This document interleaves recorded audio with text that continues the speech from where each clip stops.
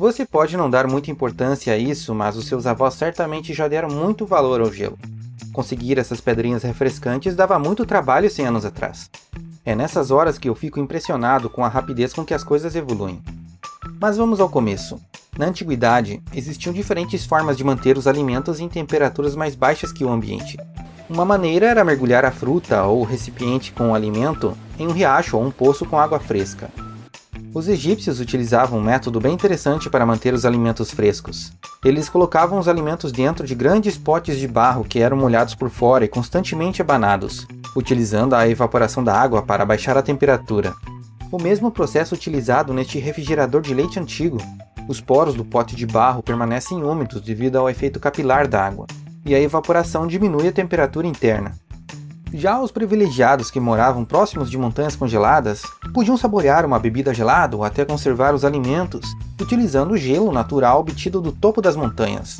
Algo que as famílias mais afortunadas da Roma Antiga ou da China, por exemplo, podiam desfrutar. Na Pérsia existia o Yakshal, uma casa de gelo desenvolvida há mais de 2.400 anos. Era um projeto engenhoso que utilizava técnicas de ventilação natural e isolamento térmico para armazenar o gelo coletado no inverno e preservá-lo até o verão. Durante o inverno, a água era canalizada para um reservatório na parte externa, onde congelava durante as noites frias, produzindo gelo. Como o ar mais frio desce, o gelo coletado era armazenado no fundo do reservatório, que ficava abaixo do nível do solo. Por outro lado, o formato cônico com um furo no meio do teto permitia que o ar de fora circulasse através da estrutura e fosse canalizado para cima, levando embora o ar quente que acumula na parte superior. Era assim que os persas garantiam a bebida gelada do verão. Com o tempo, nos países ocidentais, surgiu um utensílio muito útil chamado de caixa de gelo, feito de madeira e metal e que permitia conservar os alimentos ao se colocar um grande bloco de gelo dentro, que era entregue pelo profissional chamado de o Homem do Gelo. E olha só, eles entendiam de física básica. O gelo ficava na parte superior, porque o ar quente sobe e o ar frio desce, não é mesmo? Mas voltando ao Homem do Gelo, ele nos leva a uma história bem interessante sobre o lucrativo negócio do gelo, que deixou o norte-americano Frederick Tudor muito mais rico e com o título de o Rei do Gelo. Muita gente não faz ideia disso, mas entre 1806 e 1920, milhões de pessoas no planeta obtinham gelo de navios saindo de Boston, nos Estados Unidos. Este lago, por exemplo, foi um grande produtor de gelo. Em 1806, Frederick Tudor percebeu que a maioria dos navios que saíam do movimentado porto de Boston saíam vazios para buscar mercadorias ao redor do mundo. Na verdade, eles não saíam totalmente vazios. Para melhorar a estabilidade dos navios, os porões eram preenchidos com pedras para aumentar o peso de lastro. Tudor também percebeu uma coisa que ele tinha em abundância e que ao mesmo tempo não tinha valor algum no lugar em que estava, mas que nos lugares mais quentes do planeta, onde muitos daqueles navios atracavam, era um item inexistente: o gelo. Não demorou muito para ele ligar os pontos e ver que estava diante de uma situação de um produto barato, transporte barato e demanda alta, já que ele podia substituir as pedras levadas no fundo dos navios por centenas de blocos de gelo. Obviamente que a maioria das pessoas não acreditou que o gelo pudesse ser levado muito longe, mas ele foi. Após algumas tentativas, Tudor desenvolveu um processo para enviar os inúmeros blocos de gelo envoltos com serragem, que é um ótimo isolante térmico e que já era utilizado há muito tempo para armazenar o gelo nos locais mais frios ou perto de montanhas congeladas. Uma abordagem que permitiu que o gelo de Boston chegasse a lugares como Nova Orleans, Havana em Cuba, Pernambuco, Rio de Janeiro, Bombai na China, Austrália, Hong Kong e inúmeras outras localidades. Pronto, estava formado um milionário comércio global de gelo, que empregava milhares de pessoas já em 1830. Pessoas que trabalhavam no corte do gelo nos lagos, no transporte até os navios, no armazenamento, no transporte ao redor do planeta. Um comércio que tinha um impacto ambiental próximo de zero, já que ele utilizava o gelo que se formava naturalmente nos lagos do norte gelado e os transportava para os locais mais quentes utilizando veleiros movidos pelos ventos. Só que a inventividade humana logo alcançaria a habilidade da mãe natureza e todo esse pessoal ficaria desempregado. Na verdade, a máquina que acabaria com o negócio do Rei do Gelo já estava em desenvolvimento mesmo antes de ele iniciar o seu negócio global em 1806. Em 1755, na Escócia, William Cullen já havia produzido gelo em seu laboratório utilizando éter, que é um anestésico. O que ele fez foi colocar o éter em um recipiente fechado e retirar o ar, criando uma pressão negativa, um vácuo parcial. Isto reduziu o ponto de ebulição do líquido e fez com que ele evaporasse rapidamente, absorvendo o calor e formando cristais de gelo na parte externa do recipiente. Um experimento simples que lançou a base para que os inventores seguintes desenvolvessem suas máquinas.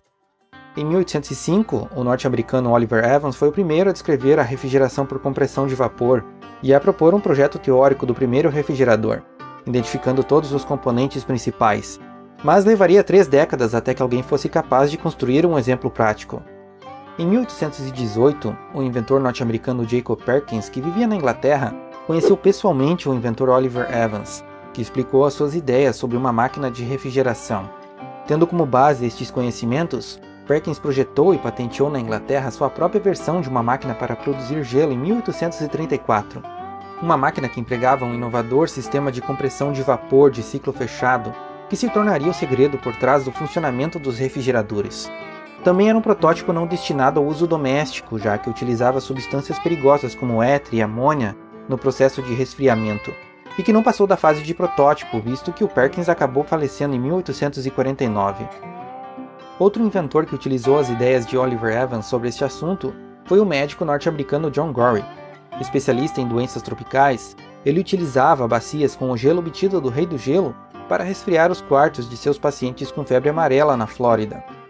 Algo que era muito caro e inviável, como pode imaginar, uma situação que fez o Gorrie entrar na pesquisa de fabricação de gelo artificial. Em 1841, ele começou a trabalhar em uma máquina que utilizava a compressão e a rápida expansão do ar em uma serpentina submersa em um tanque com água salgada para produzir o gelo no tamanho de tijolos já em 1850. Em 1851, ela se tornou a primeira patente desse tipo de máquina nos Estados Unidos.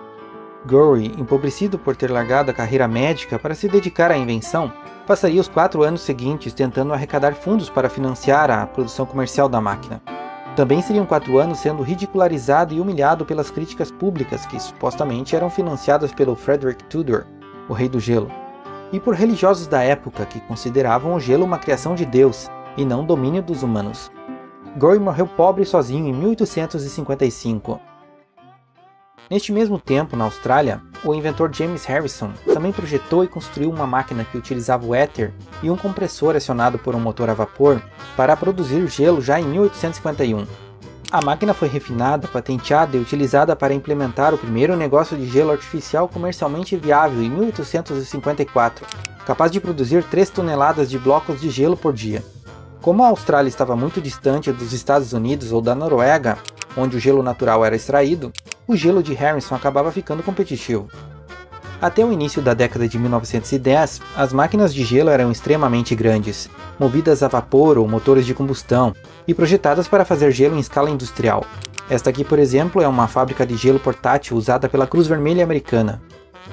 O primeiro refrigerador elétrico para uso doméstico relevante só seria inventado em 1913. O Domelre foi desenvolvido pelo norte-americano Fred William Wolf, e até chegou a vender algumas centenas de unidades, só que era um aparelho pouco atraente e caro para o público mais amplo, e com muito espaço para melhorias, não é mesmo?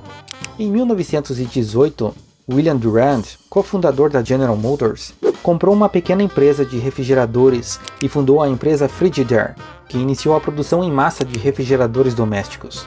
Uma produção que ainda assim era bem pequena. A situação só começou a mudar com o lançamento do refrigerador General Electric Monitor Top, lançado em 1927, considerado o primeiro refrigerador doméstico acessível para a classe média e que realmente foi produzido em massa nos Estados Unidos. O diferencial dele era o seu compressor localizado na parte superior, lembrando a torre do canhão do USS Monitor, daí a origem do nome. Uma característica que mudaria já no final da década de 1930, com as peças do compressor sendo alocadas na parte inferior do refrigerador. Um modelo que, apesar de inovador e funcional, ainda não conseguia impulsionar as vendas como esperado. Em 1930, apenas 10% das famílias dos Estados Unidos tinham um refrigerador em casa. O principal motivo que ainda segurava as vendas desses equipamentos, além do preço, é claro, eram os produtos tóxicos utilizados no líquido refrigerante, que frequentemente vazavam, provocando morte. Fato que ainda em 1930 mantinha viva a indústria do gelo natural.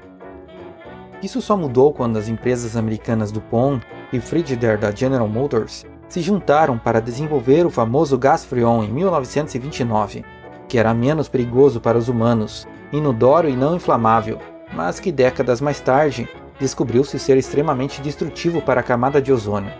Apesar disso, o gás Freon removeu o último obstáculo para que as vendas dos refrigeradores disparassem em todo o mundo. Na medida em que mais casas foram tendo acesso à energia elétrica, visto que este também era o momento de implementação do sistema elétrico em grande parte do mundo, mais e mais pessoas foram adquirindo um belo e elegante refrigerador, diminuindo o desperdício de comida e os problemas intestinais.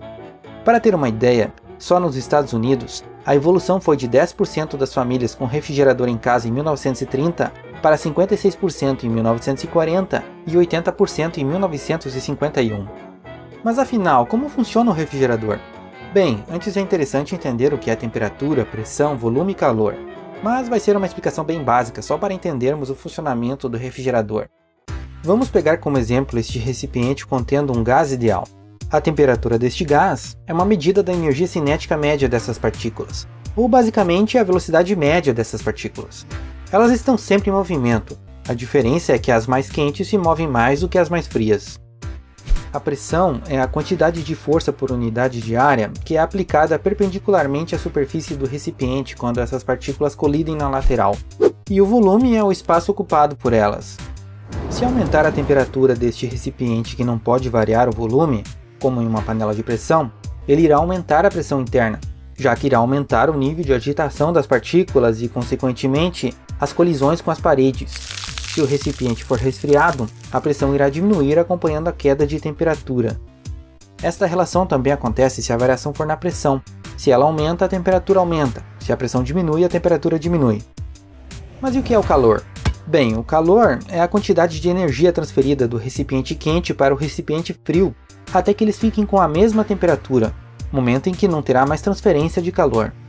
Outro ponto importante para entender o funcionamento do refrigerador é estar ciente de que quando um líquido evapora e se transforma em gás, ele absorve uma quantidade de calor, e quando o gás condensa e retorna para o estado líquido, ele libera uma quantidade de calor. Isso é fundamental para entender o funcionamento da máquina de refrigeração. Aliás, é assim que funciona o sistema de refrigeração do nosso corpo. Quando suamos, o corpo libera o calor para o ambiente através da evaporação do suor, já que para o suor evaporar, ele absorve o calor do corpo. E quando a bebida gelada fica molhada por fora, é porque ela está absorvendo o calor do vapor de água que está no ambiente, que condensa nas pequenas gotas de água, ou seja, a tua bebida está ficando mais quente.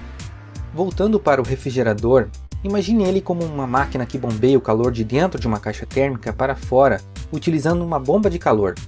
Basicamente, um líquido refrigerante absorve o calor dos alimentos, evapora e leva o calor para o lado de fora do refrigerador, onde ele volta para o estado líquido e libera o calor para o ambiente. Mas como o teu refrigerador faz isso?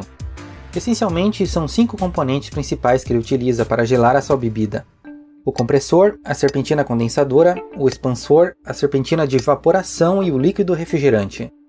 Quando o líquido refrigerante passa pelo expansor, ele enfrenta uma queda repentina de pressão que também diminui repentinamente a sua temperatura.